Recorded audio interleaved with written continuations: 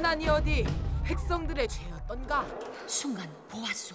바가지를 엎은 이마와 맑고 검은 공작의 눈에 천도복숭아를 머금은 입술이라. 그야말로 천하의 명기가 바로 여기 피었구나.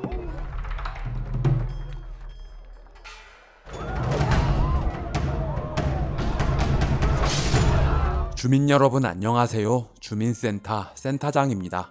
조선 역사상 최악의 왕이라는 평가를 받고 있는 연산군과 미친 왕의 눈을 가리고 좌지우지했던 간신 임숭재에 대한 이야기, 역사적 사실을 바탕으로 상상을 가미해 만든 팩션 간신입니다. 지극히 개인적인 생각입니다만 임지연 배우는 이때가 가장 예쁘지 않았는지. 주민 시작할게요. 단 하루에 천년의 쾌락을 누리실 수 있도록 준비하겠나이다. 언제나 줌센의 영상은 영화를 먼저 보고 나서 보시는 걸 추천합니다. 일국의 왕이 어찌 이리 망가졌을꼬. 영화는 앞으로 벌어질 피바람에 대한 암시로 달이 붉게 변하는 월식 이미지로 시작합니다. 그리고 조선 왕조실록에 기록된 연산군과 채용사에 대한 정보를 미리 알리죠. 두 사내가 패비 윤씨의 생모를 만났고 피로 얼룩진 적삼 하나. 영화의 배경을 설명하는 내레이션을 판소리로 풀어냈습니다. 이 목소리는 뮤지컬 배우 겸 가수 차지연 배우의 목소리죠. 이 영화에서 장녹수 역을 맡아 열연을 펼치기도 했습니다. 이곳은 전국의 갈대밭이란 갈대밭은 다 가본 후 화성의 수섬에서 촬영하기로 결정했습니다. 이것이 진정 내 어머님이 마지막 입으셨던 옷인가? 감독은 초반 융의 얼굴을 포커스 아웃된 채로 보여주면서 관객이 그에 대해 궁금해하길 원했습니다. 왜 보여주는 것이오? 왕을 지들 손 안에 두기 위해 계략을 펼치는 이들은 병조판서 임사홍과 그의 아들 임숭재, 패비 윤씨의 친자인 융은 어머니의 옷을 보자 미치기 시작합니다. 연산군이란 호칭은 사실 죽은 뒤에 붙은 이름이죠. 고작 그 천조가리의 궐이 피바다로. 궐을 피바다로 만든 갑자사와 본격적으로 광기에 얼룩진 융의 얼굴을 보여주죠. 무술 감독이 실제로 주먹을 날리고 초고속 카메라인 팬텀으로 찍은 후 CG로 피와 치아를 입혔습니다. 당하는 배우들은 맞는 연습까지 하느라 여러 대 맞아서 얼굴이 부어있는 상태라고 하네요. 굉장히 잔인한 순간을 자세히 보여주기 위해 전부 초고속으로 찍은 후 CG를 입혀 잔인함을 더했습니다. 참소 요소 요소. 이렇게 무서운 사건을 소리꾼은 마치 축제처럼 신난 듯 노래하는데요. 이 영화를 나쁜 놈 시선으로 보세요 라는 감독의 메시지라고 하네요. 가루가 되도록 분골하고. 이 컷은 예상치 못하게 망치가 부러진 NG컷인데 오히려 좋아서 그냥 사용했습니다. 이 참사로 웃는 소인놈이 딱 둘 있었으니. 이곳은 문경세제 오픈 세트장입니다. 초고속 카메라로 촬영하는데 마침 비가 내려서 얻어걸린 빗방울이 더 멋있는 장면을 만들었다고 하네요. 하지만 주지훈 배우 큰 키에 비해 말이 좀 작아 비율이 이상한 건 아쉬움으로 남는다고 합니다. 천년 이래 뜸가는 간용이로구나. 내 뼈 또한 바람에 날려진 것은.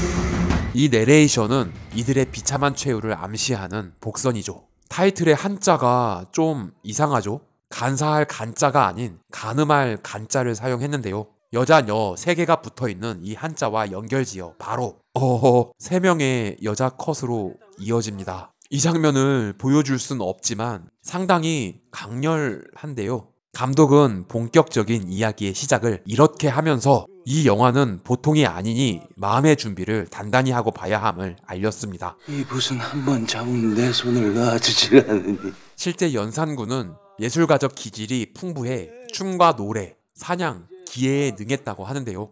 사실 그림은 확인된 바 없으나 캐릭터상 그림도 잘 그렸다는 설정을 했습니다. 멋지구나. 과인에겐 이 은장도라는 칼이 그리도 매력적이더이다. 이후에 벌어질 사건에 대한 복선으로 설정한 은장도. 감독은 용의 비늘을 전부 은장도로 만들고 싶었으나 제작비로는 충당할 수 없어서 일부만 적용시켰습니다. 이 은장도가 전부 광양 장도박물관에 전시됐던 진짜 은장도라고 하는데요. 국가무형문화재 제60호 박종군 장인이 수제작으로 만들어 하나하나가 1000만원을 훌쩍 뛰어넘는다고 하네요. 범하려는 자와 지키려는 자, 두 개의 피가 섞인 이 오묘한 매력이란. 사실 이 그림의 화풍이 조선시대의 것이 아니라고 하는데요. 감독은 고증에 대한 부분을 어느 선까지 지켜야 하고 어느 부분을 깨야 할지 고민을 많이 했다고 합니다. 이미지에 대한 부분은 영화적 설정으로 만든 부분이 많다고 하네요. 연산군 얼굴의 반점 역시 고증되지 않은 영화적 이미지입니다. 김강호 배우의 아이디어였다고 하네요. 표정이 진실되지 못하니 걸작은 못될 듯하옵니다. 하면 이 그림은 버려야겠군. 그리고 그림을 자기 것으로 만들어버리는 숭재. 제 실력에 비하면 충분히 걸작이 버릴 필요가 없사옵니다. 역시 제조답다. 간신계의 새로운 패러다임을 연 천재적 가머니설. 숭재는 왕이 그린 그림을 들고 조선 최고의 기생집 용봉각을 향합니다. 이곳은 용인의 드라미아 세트장입니다. 이번에 새로 들어온 관비는 저의 뿐입니다. 오, 용봉각 주인은 아이돌계의 시조새 베이비복스 출신 심은진 배우가 우정 출연했습니다. 전원도 역시 아닙니까? 관비가 돼버린 옛사랑을 찾고 있는 숭재. 저 그림을 제게 주시면 더한 것도 보여드리지요. 상류사회로 올라가기 위해 무리수를 두는 개성 기녀 설중매입니다. 이 술을 비울 때마다 한 장씩 벗거라. 설중매는 여유로운 표정으로 장신구부터 하나씩 벗기 시작합니다. 사발로는 부족한 듯 항아리채 마시기 시작한 숭재. 감독은 감독과 배우도 몰랐던 그 어떤 것을 찾을 수 있을 것 같아 실제 술을 이렇게 마시면 어떨까 하는 생각을 했다고 하는데요. 그 어떤 것을 찾을 순 있겠지만 유지훈 배우의 유작이 될 것 같아 포기했습니다. 술이 아니어도 이렇게 다 마시느라 배가 터져 죽을 것 같았다고 하네요. 술독을 비워갈수록 흔들리는 설중미의 동공. 결국 이 싸구려 창기 어느 안전이라고 여우시더니. 신분 상승을 노리고 접근한 설중매에게 극대노하는 숭재를 막아선 건 그의 아버지입니다. 지금 복직한 게 누구 덕인데 이러시는 거예요? 22년간 귀양살이 중이었던 임사홍이 아들 덕에 복직된 건 역사적 사실입니다. 갑자사화의 배경에는 자신을 귀양 보낸 신하들에게 보복하기 위함도 있었죠. 제 식소로나 건사 못하는 권세 따니까 무슨 소용이라고. 갑자사화 이후 연산군의 폭정이 이어지자 저잣거리에 울리는 목소리. 진성이 국물로 고혈을 짜내더니 이젠 사냥에 탐닉해. 짐승 사냥인지 백성 사냥인지 모를 연산군의 사냥터. 실제 길에서 간음을 서슴지 않았다는 기록을 토대로 바닥난 민심을 보여주기 위해 만든 씬입니다. 사냥 나갈 때 5만의 군사를 거느렸다는 기록의 고증을 위해 꽤 많은 보조 출연자들을 동원한 후 CG로 복붙해 늘려 만들었습니다. 말을 탈 줄 아는 사람이 많지 않아서 시간이 오래 걸렸다고 하죠. 어떤가 진성대군. 배다른 형이 두려운 진성대군. 언제나 얄미운 고경표 배우가 특별 출연했습니다. 오랜만에 서로 경주 한번 어떻겠습니까? 제가 가진 것이 무엇이 있어? 목숨 있지 않느냐? 졸지에 목숨을 내걸고 치르게 된 경주. 주위 40km까지 사냥터로 만들었다는 역사적 사실을 고증하기 위해 화성 수섬의 벌판에서 촬영했습니다. 이 씬을 찍은 후 밤에 초반 갈대밭 씬을 찍었죠. 경주 중 융을 덮치는 검은 물이 자객이 아닌 황새였습니다. 이 씬 역시 역사적 사실을 고증했습니다. 지금 당장 팔도의 황새들을 절멸시켜. 이런 일을 겪은 후 전국에 황새 씨를 말리라는 명을 내려 황새가 멸종될 뻔했다고 하죠. 연산군은 어린 시절 엄마를 지키지 못했다는 자책감으로 아무도 믿지 못해 항상 누군가 자신을 해칠 것이라는 두려움에 떨며 살았다고 합니다. 늘 불면에 시달리는 차에 또 환영을 부신 듯합니다. 미친 왕을 치료하기 위해 은여들은 몸을 던질 수밖에 없습니다. 천하의 장녹수도 천한 노비 출신인 것을. 이 장면은 감독판에 추가된 장면입니다. 은여들의 몸으로는 차도가 없어서 장녹수가 나섭니다. 전하, 용태는 좀 어떠하신지요? 이 씬은 남한산성 행궁에서 촬영했습니다. 김강우, 차지연 배우 둘 다 첫 촬영이라고 하는데요. 처음부터 이렇게 서로 벗고 등장하다니 얼마나 어색하고 부담스러웠을까요? 과인은 저 태양처럼 짙죠. 조선 전체를 아우르고 있는가? 원래 대본은 별 감정 없는 대사였는데 김강우 배우가 스스로 우울증에 시달린다는 설정을 하고 감정을 실어 대사를 쳤다고 합니다. 감독과 스태프들이 모두 깜짝 놀란 연기였다고 하네요. 이 땅의 모든 꽃들이 전하의 양광을 받들게 함이 어떨는지요? 숭재가 세력을 넓히기 시작하자 가만히 있을 수 없는 녹수. 백돌아, 우리 아가의 취향은 내가 제일 잘 알지. 감독은 녹수 역시 간신 중 하나라는 설정을 하고 이 간신이 왕의 총애를 받는 방법에 대해 고민했다고 합니다. 이번 일은 내 손에 맡기는 것이. 녹수의 대표적인 이미지는 융에게 젖을 물리는 사람으로 정했습니다. 실제 연산군을 아기처럼 대했다는 기록이 있죠. 영화 왕의 남자에서 역시 이런 이미지를 채용했었죠. 배고프지? 우리 젖 먹자. 일로 와. 그간 어려운 정세에도 불구 연회를 열어 여인들을 살피는 것. 조선의 앞날을 위한 후대를 낳고 키울 이들을 살피기 위해 조선 전체에서 여인들을 뽑겠다는 임금님의 개소리. 장학원 제조 임숭재와 병조 판서 임사홍을 임명. 숭재가 제조로 있던 장학원은 악학괴범을 편찬하고 궁중음악과 기생들을 관리하던 기관이었습니다. 그치, 잘 들고. 언제나 반가운 58년 개띠. 중문과 네 알바비 난리다. 장녹수의 최측근인 판부사 유자광이 은근슬쩍 간을 보기 위해 땅을 선물하며 임사홍에게 접근합니다만 마음만 충분히 받지요. 이때를 놓치지 않고 유자광을 따라가는 설중매입니다. 전하의 정명을 위해서. 도총감 박원종 역은 순양 회장님의 차남이었던 조한철 배우가 맡았습니다. 이번 폭락적에서 나 어떻게든 살아남을 겁니다. 숭재야, 그리도 권력이 욕심나더냐? 지금의 육군 참모격인 무관이었던 박원종은 임숭재와 친구처럼 지내긴 했지만 정치적으로 서로 견제하던 사이였습니다. 전하께서 승평 부인의 방에 드나드실 때 박원종의 누이 승평 부인은 월산대군의 부인입니다. 그러니까 연산군의 큰 어머니라는 이야기인데요. 들리는 건 분명 비명 소리가 아니라 신음소리였네. 기록을 통해 동생의 아들에게 겁탈당해 임신하자 스스로 목숨을 끊었다고 추측하는데요. 중종 반정을 일으키기 위해 명분을 만들기 위한 기록이었다는 의견도 있습니다. 역사는 승리한 자들의 기록이니까요.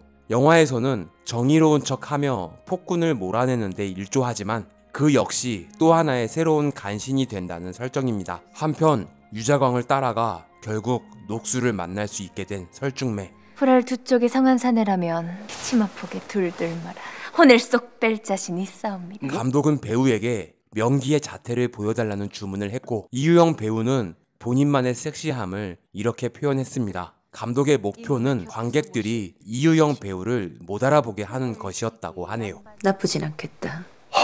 다행히도 그리 보시는군요. 극중 유자광은 장녹수에게 붙은 또 하나의 간신이란 컨셉입니다. 녹수의 게이 남사친 정도로 설정해 이성적인 감정을 제외한 마치 부부처럼 모든 걸 공유하는 인물로 만들었죠. 내 더 이상 임시부자놈이 활개치는 꼴을 볼 수가 없으니. 이렇게 배경이 되는 인물 소개가 끝나고 본격적인 이야기가 시작됩니다. 전국에 운평 모집 공고방이 붙기 시작하고 실존 인물이 아닌 이야기를 위해 창작된 여주가 등장하죠. 기생이라고 하기엔 귀한 것이 또 그렇다고 간택이라고 하기엔 천하면서. 진성대군의 최측근인 영의정의 딸을 포함한 조성 신료들의 여식과 부인, 심지어 첩까지 강제로 채용합니다. 국무의 상을 갖고 계십니다. 중전마마. 오, 대세 배우 전여빈의 뽀시래기 시절. 이 영화가 전여빈 배우의 영화 데뷔작입니다. 평민들에겐 중전이 될 수도 있다며 꼬드기니까 아비들은 기꺼이 재물을 받고 딸을 팔아 넘기기도 하죠. 당하기만 하는 민초들이 아닌 그들에게도 욕망이 있음을 표현했습니다. 환궁 전에 꼭 들러야 할 데가 한 군데 있는데. 아버지의 복수를 위해 조대감을 찾아 능주를 향한 숭재. 고리로 계집질하는 건 여전하시네요. 이 마당은 양수리 세트장에서 촬영하고 실내는 민속촌에서 촬영한 후 편집해 붙였습니다. 자네의 아비를 도울 수 없었던 건 나도 대세를 그스릴 수는 없는. 조대감의 딸 역시 서슬퍼런 채용을 피할 수 없을. 내 눈에 넣어도 아프지 아들. 아, 잘하면 피할 수도 있을 것 같은데요. 조대관집까지 들렸다는데? 요기를 하기 위해 한 주막에 들렸다가 아이 능주 최고의 볼거리를 안 보려 하면 뭐 달라고 했대요? 엄청난 백정의 공연을 보게 됩니다. 동은이에게 참교육 당하기 전 백정이었던 임지연 배우. 천천히 말라 죽어보자, 연진아. 나 지금 되게 신나. 조선시대 여성 백정의 유무에 대한 기록은 없었으나 감독이 상상으로 만든 설정입니다. 수양버들 눈썹, 맑고 검은 공작의 눈에 반버선 코에 콧날에 미친 미모를 뿜어내는 백정. 눈동자에 촬영 스태프들이 살짝 비추는 건 미처 보지 못한 오게티입니다. 숭재는 눈이 풀리도록 뻑이 가고 맙니다. 그리고 이어지는 다니의 시그니처. 이후 사건에 대한 복선이 되는 손목 꺾기. 숭재에게 떠오른 옛 기억과 오버랩이 됩니다. 감독이 대학생 시절 춤을 배운 적이 있는데 그때 한 여학생의 춤을 보고 인상 깊었던 기억과 밀란 쿤데라의 소설 불멸에서 아네스의 몸짓에 엄청난 상징이 담긴 걸 참고하여 다니의 몸짓을 설정했다고 하네요. 그 갓을 좀 벗어보시게나. 천한년의 얼굴을 어찌 보려고 하십니까? 주막에서부터 숭재를 알아보고 따라 나선 왈패들. 어쩔 수 없다는 듯 위험에 처한 숭재를 도와주는 다니입니다. 그리고 곧 숭재가 어떤 사람인지 알게 되죠. 저를 채용해 주십시오. 카파할 아비의 빛이 태산입니다. 촬영 중 발목 부상을 입었던 주지훈 배우. 부어있는 발목이 너무 아파 기둥을 붙잡고 연기했습니다. 발목이 아픈 게 연기에 도움이 됐다고 하네요. 결국 조대감의 여식 대신 궁에 들어가게 된 다니. 조가의 정화라 하옵니다. 이 마당은 민속촌. 이곳은 문경. 아버지를 바라보는 가마안은 세트에서 촬영 후 합성했습니다. 운평 대기실이 10,000원이라 들어갈 수 없어서 문 밖에 앉아있는 다니를 따로 불러내는 내금이 간부. 조정화, 자네 방은 다른 곳이네. 이 장면은 감독판에 추가된 씬입니다. 감히 왕의 여자로 궁에 들어갈 여인을 겁탈하려는 내금이들. 실제로 귀싸대기를 세게 맞았습니다. 임지연 배우는 남자에게 처음 맞아봤는데 귀에서 삐 소리가 나는 신기한 경험을 했다고 하네요. 니놈들은 목숨이 여러 개더냐? 병방께서 허락해 주실까? 무슨 말도 안 되는 소리라고. 사실이니라. 조대감에 대한 보복으로 그녀의 딸을 범하려는 임사홍의 악랄함. 감히 양반한테 규수 행세를. 진정 이렇게까지 하는 연유가 무엇이냐? 아비의 빛을 갚는 것 그뿐입니다. 누가 봐도 단지 그 이유만 있는 건 아닌 것 같죠? 그렇게 힘든 삶을 벗어나기 위한 민초를 상징하는 다니와 권력에 대한 욕망을 상징하는 설중매의 목숨을 건 대결이 시작됩니다. 영화 간신에 담긴 감독의 의도와 비하인드 스토리 TMI 2탄에서 주민 계속 이어가도록 하겠습니다. 다음 영상을 기대해주세요. 구독과 좋아요는 사랑인 거 아시죠? 종 모양 클릭으로 알림 설정을 하시면 다음 영상 업로드 소식을 바로 알 수 있습니다. 긴 영상 시청해 주셔서 감사합니다. 지금까지 센터장이었습니다. 다음 영상도 기대해 주세요.